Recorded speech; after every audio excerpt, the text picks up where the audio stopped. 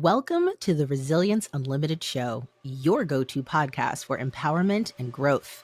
I'm Coach Dr. Lauren, founder of Resilience Unlimited, inviting you to join our transformative journey each week. This space is specially crafted for high-achieving women, specifically women of color, where we can feel seen, heard, and part of a thriving community. This podcast is your compass for emotional regulation, understanding your purpose, and living unapologetically authentic. Ready to invest in yourself?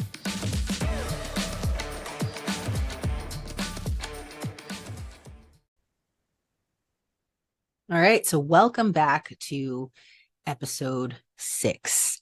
Now, this podcast has been rebranded name-wise. So the first 5 episodes were the Mindful ADHD Diva, but I really wanted to have something that reflected the whole business, my whole journey, who I'm speaking to. And I think having it be titled the Resilience Unlimited Show, I think that just really touches on a lot of different things that we can explore. So this is the new rebranding of the Resilience Unlimited Show. So if you are new here, welcome. I am Coach Dr. Lauren, and I am so excited to be here, thrilled to be here. If you are listening to this podcast, thank you. But I also want you to know you can subscribe to the YouTube channel and you can actually watch as I gesticulate. And I have a new setup where I have my camera and my iPhone. And so I'm still getting used to it, but I'm excited. And I just love to be present and available for you all to get to know me on a different level, not just in your ears, but actually get to see me. So today's episode, I think, is really going to hit on a lot of important points that we as women, but also specifically women of color, especially Black women. I can only speak to the Black woman perspective because that's my lived perspective. But we're going to talk about 5 causes to your burnout. And then I'm going to give you a way to recover. Now, obviously, you know that this takes time. It's a journey, but these are things I want you to be cognizant of and to be aware of. So I'm going to open up with my opening question, which is what I usually do. I always have my opening question. And I really want you to think about this critically. Are you constantly pushing through, never finding time for yourself, and telling yourself there's never enough time to do X, and you wish you could do Y, so you can do what you want to do? So this could be in your career, in your marriage, in your relationships, in your self-care. If you're a mother, you're probably like, oh, I can't, I got to wait till the kids are out of the house. Oh, I can't really pursue that career because I'm so focused on being a mom. Well, time is of the essence. And if you just continue to keep putting it off, life will show you that lesson. And it could be maybe you've gained a lot of weight and you're not happy about it. Maybe your mental health has declined and you're not happy with the things that you are doing now and what you used to do to really bring out the best version of yourselves. And I think we've got to stop with this whole, I used to. Well, why not now? Why not stop the burnout?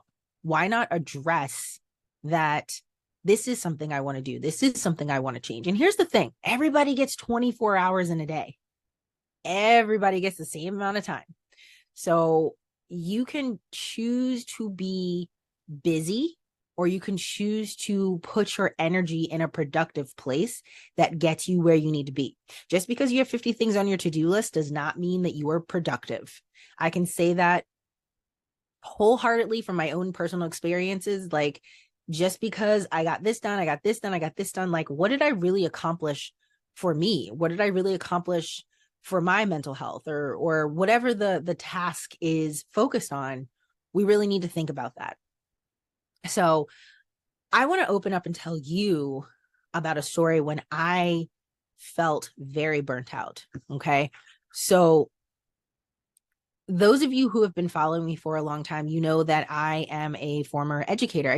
I always consider myself an educator, but I have shifted now to um, being more of an educational therapist and life coach, because these are the areas in which I have seen my own development. I have really delved deeper into, well, why was this going this way? Who can I become? How did I get here?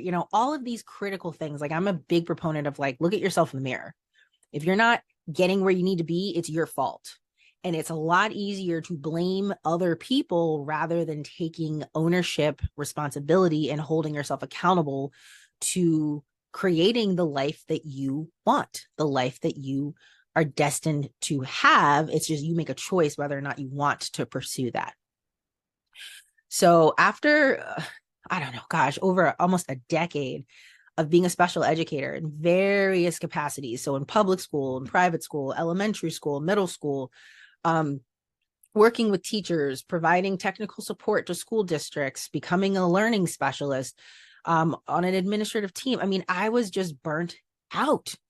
And, to all of you educators who are listening out there, this is no surprise. Post-COVID, I mean, it's just like a common, it's like, it's become this lifestyle to just say, well, I'm going to leave the classroom. Like, there's this mass exodus of teachers leaving, which I get, because really, if you think about this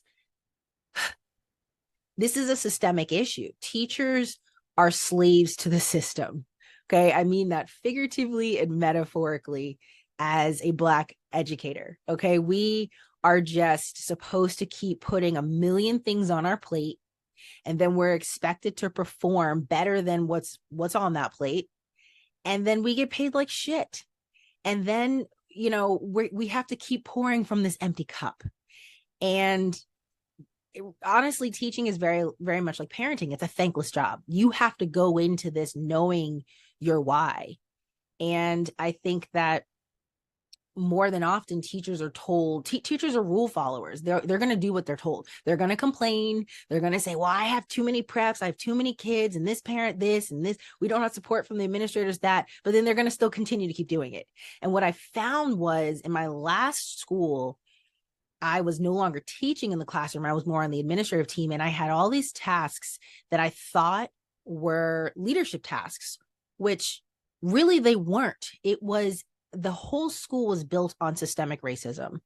And I got really tired of trying to prove my competency to people who did not respect who I was in that space.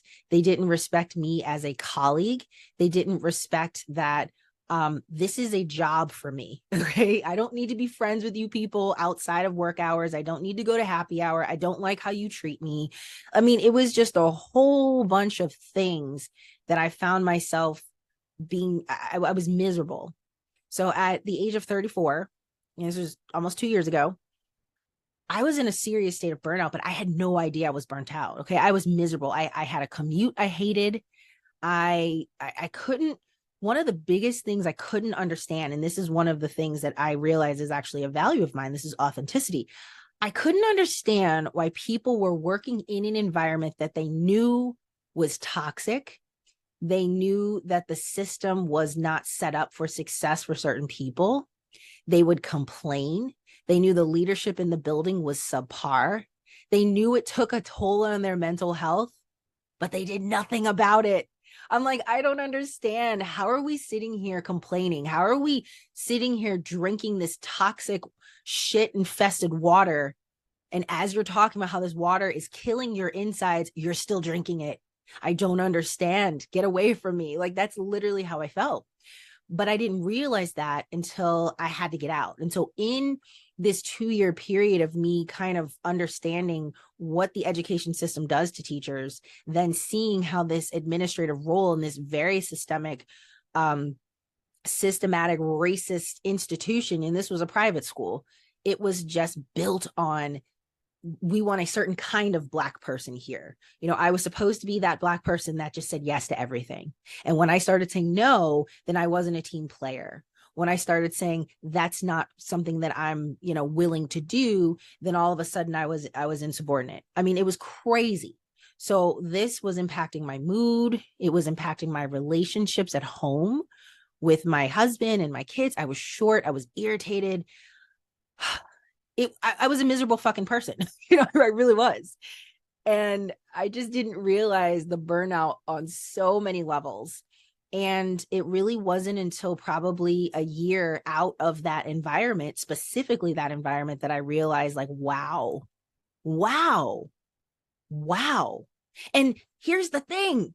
There's so many people, women, we're living like this every day, and we think that this is okay. We think it's normal. It's not. It's not. It's not healthy. It's not good for us long term.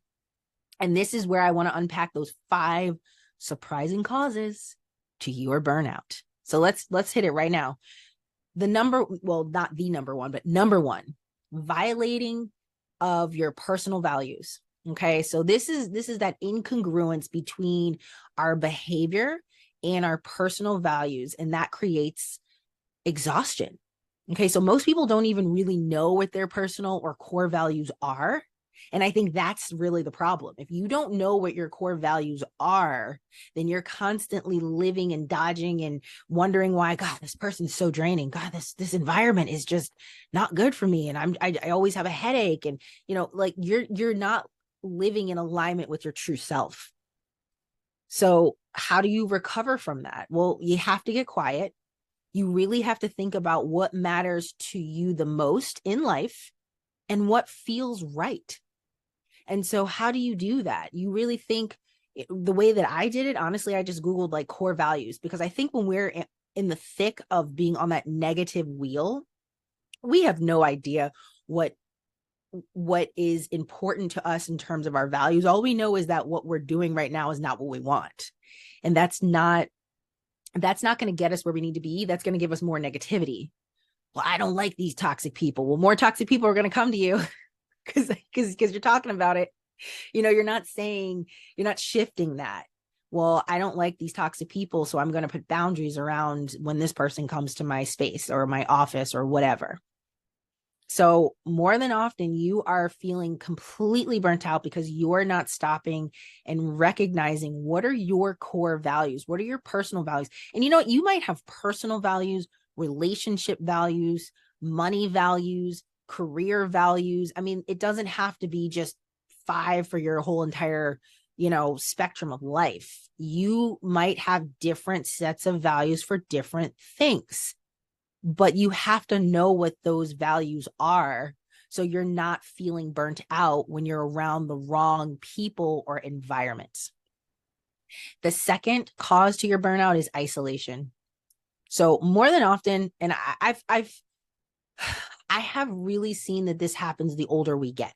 Okay, so when you're traveling through life alone, work alone, living absent of deep spiritual friendships, you're retreating inward. And I'm not saying that you can't fall off the face of the earth for a few months and reinvent yourself. No, that's something completely different. I'm talking about when people just shut down, when people take this negative mindset and think that the world's out to get them. Nobody's here to help me. Nobody cares about me. It just turns into this very egocentric, negative spiral. And it's really a cognitive distortion. And so when you tend to isolate yourself, you don't have those connections. We are social beings. We are supposed to be connected. I'm not saying you need 1,000 friends. Maybe you have 3 or 4 close friends that you can really trust. But when we constantly are going through life thinking like I'm the only person experiencing this, that's not healthy. So you could either be purposely removing yourself from situations and isolating yourself, or you could be isolating yourself by not speaking up, by not saying, in my case, at my last job, I really was trying to understand, like, is this just me? Or is it other people of color? And, it turned out that the attrition rate for teachers of color at this school was no more than 2 years. And this was a common theme for a long time. Now that goes to show that's a systemic issue. Why are teachers of color only staying no more than 2 years? You have to change the system. And so speaking up and talking to other teachers of color, there was this affinity group, and we were able to compare stories. And in some ways, that was a little toxic, because I didn't really feel like there was a solution. It was just basically a shit show of, let's complain about this white teacher and let's complain about, this person saying, it was just like, again, I had to get out of that. And you want to be able to not isolate yourself. So how do you recover from that? So you start including your loved ones into your world, into your thoughts. This is a big one. Ask for help. When you're asking for help, that shows true strength. Sometimes in our society, we feel like if someone's asking for help, they're weak. No, the person who was just trying to bear everything all on their own, that's a weak person. Their pride's in it. They're too prideful to ask for help. The bottom line is, you can't do everything on your own. You can't. We need a team of people to support our goals, our hopes, our dreams, whatever it is. Ask for help. Express your feelings. You're not alone, and others are also struggling and suffering in silence. Don't suffer in silence. That is really going to give you even more cognitive distortions that you just don't need on your plate. Okay, the third cause to your burnout is that chronic toxicity. We live in this constantly. Toxic people, toxic relationships, toxic negative energy, workplaces, home environments. The list just goes on and on and on. And all of this adds up. It adds up. So to go back to that analogy, if you continue to drink dirty water, you're polluting your body. And then your body is going to try to reject it, and it's going to come out the other end. And then you're going to feel worse, because you're like, oh my gosh, I can't stop going to the bathroom, but I keep drinking the water. Oh my God, I feel awful. Of course you're going to be sick. But people don't think about like toxic environments as drinking bad water or food poisoning. Like it just doesn't cross their mind. It's just like, man, this place is just, and maybe you've become that prototype of buying into that chronic toxicity. And that's not good long-term either. So, if you're around people who are constantly negative, constantly finding something wrong, never having anything positive to say, not wanting to get out of the situation they're in, you've got to stay the fuck away from them. That is toxic. And I personally think if people aren't taking ownership and accountability for their actions, that's toxic, because everybody makes mistakes. But when you can't own up to it, there's a problem, at least for me. That's one of my core values. I need authenticity and transparency. If you can't look at yourself in the mirror and say, I contributed to this, or I caused this, or this is the reason why I'm not where I am, then I'm not really interested in being around you, because you're not interested in self-growth. Okay, so how do you recover from this chronic toxicity? So you acknowledge, shit, I'm in a toxic relationship. And I think that one is a little bit harder, because that reflects you. I laugh because I've had so many chronic toxic relationships. Oh my God. And of course, I blamed everybody else. Well, you're not giving me what I need. Well, maybe I didn't know what the hell I needed. And I just thought my self-esteem was so low that this is what I thought I deserved. Like you have to take ownership and say, I'm the common denominator here. So acknowledge there's toxicity. Acknowledge that you feed into that toxicity, whether it's conscious or subconscious, and you have to make drastic moves to remove yourself from that mindset, because it's really a mindset. Okay. Your environment, your place, all of it. It's a mindset. Now, I'm not saying stay in this place and change your mindset and think your whole life is going to drastically turn around. It's a lot harder for you to try to swim up to shore when you have an anchor wrapped around your foot, an anvil. Yeah, it's going to be really hard.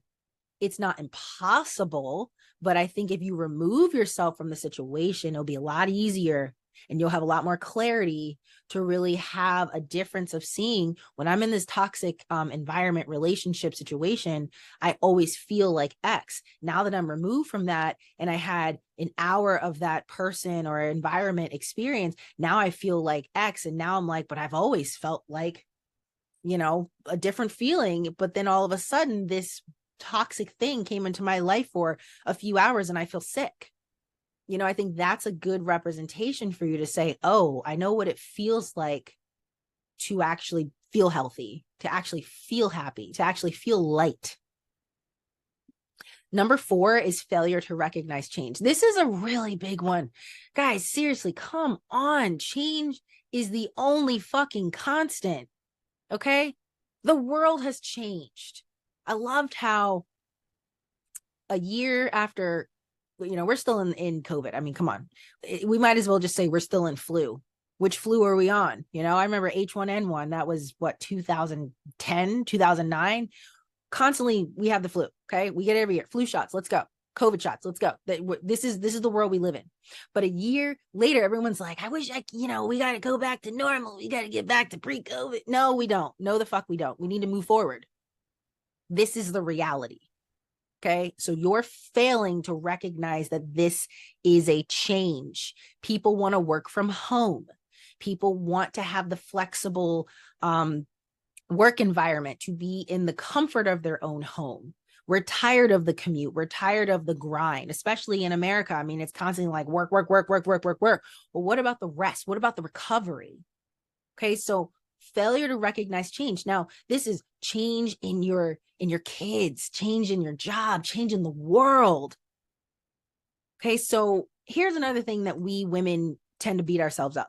So I was chatting with a friend of mine the other day, and she was just talking about how, the older we get and you get pains, it's harder to bounce back. And whenever I talk to people as we get older, it's like, oh man, don't get old. Don't get old.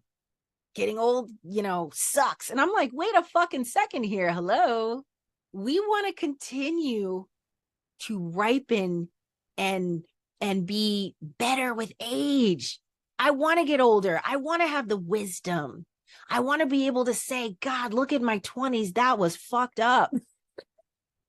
I want to be able to say in my 30s, I've kind of figured it out. Now I'm in my 40s. Look at me. I'm in my 50s. I want to keep going. I want to recognize that who I was 7 years ago is not who I am today. I want to get older. But here's the thing. This is what we fail to realize when people make comments like that. You're not taking care of yourself. You're sitting here saying like, oh, no, I don't have time to work out. I don't have time to eat healthy. I don't have time to meditate. I don't have time to pour into myself. I don't have time to read for pleasure. I don't have time. Yes, the fuck you do. You have 24 hours in the goddamn fucking day. Prioritize your day. Seriously. If it's important to you, you'll make it happen.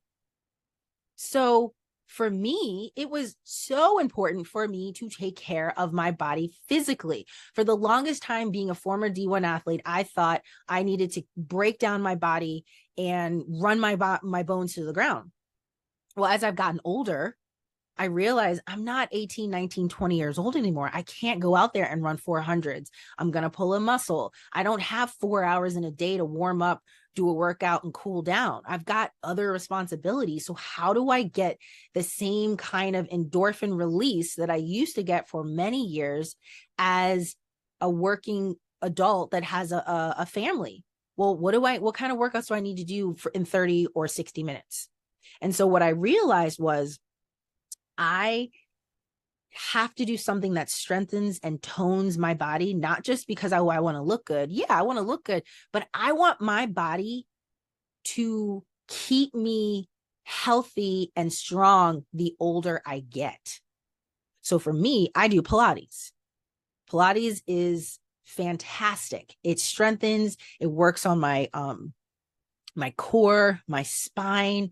I feel more aligned. I don't feel like, oh man, this is really hurting me and getting old sucks. Like, no, I'm doing all the preventative things. So when I am in my 80s and 90s, I'm not hunched over and have arthritis and hate my life because I didn't take care of myself in my younger ages, my younger years. So you have to prioritize, well, what, like, my body is constantly changing. So what do I do to stay up with the times? What do I do to make sure that my mind is sharp? Okay. Like, what do I do to make sure that my body feels good? You know, there's so much science and research out there that supports where our mind is where our body is. Look up some Joe Dispenza stuff. Really fascinating guy, really fascinating guy. So I could talk about that one forever. Let's go to the last cause of your burnout, poor rhythms. Again, everybody has 24 hours in a day. So this is either lack of rest, exercise, poor sleep, too much interruption, or screen time. You don't have a morning or night routine. You really just don't take care of yourself. That is a recipe for disaster. Okay, I don't care what anybody says.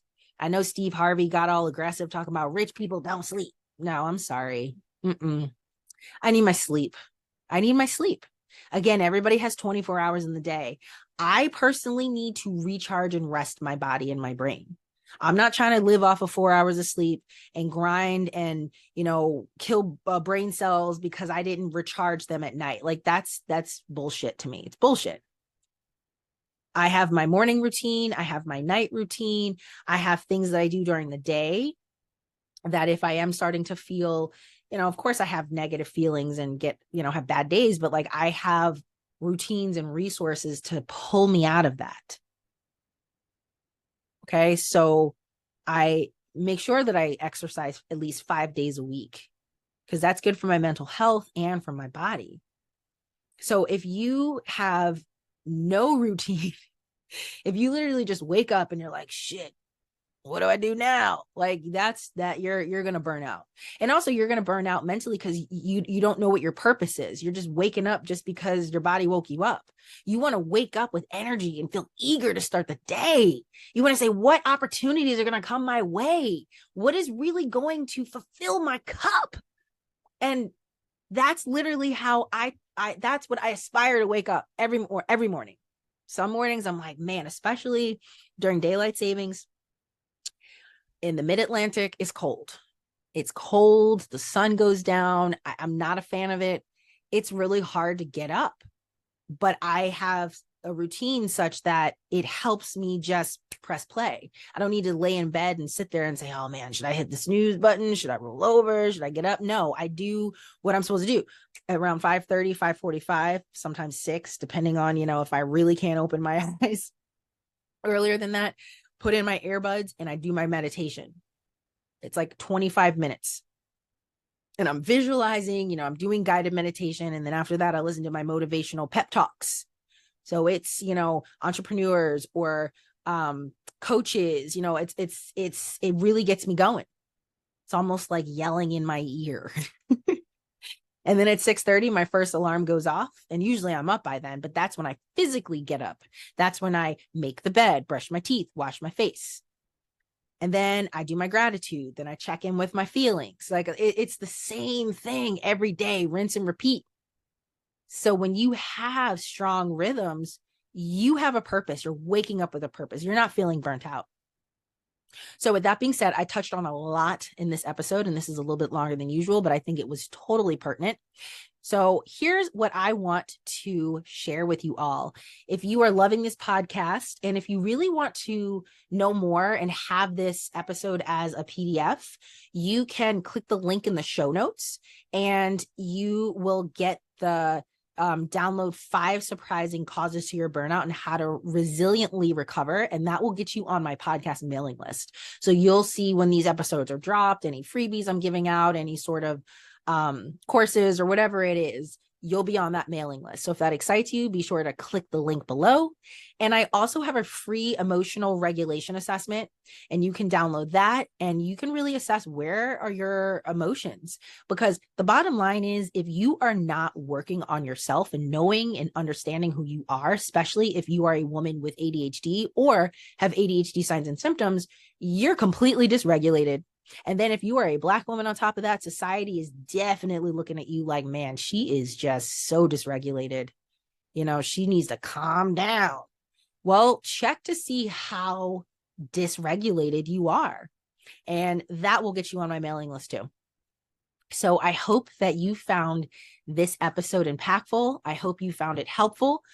Be sure to subscribe to the YouTube channel if you're not watching this, and be sure to subscribe to this podcast wherever you hear podcasts, because you'll see episodes drop every Tuesday at 5 a.m. So I'm so grateful to have you here, and stay tuned for next week's episode. Thank you for joining us this week on the Resilience Unlimited show. Be sure to hit subscribe wherever you get your podcasts. Subscribe on our YouTube channel and follow us on social media. See you next week, divas. And don't forget, stay resilient.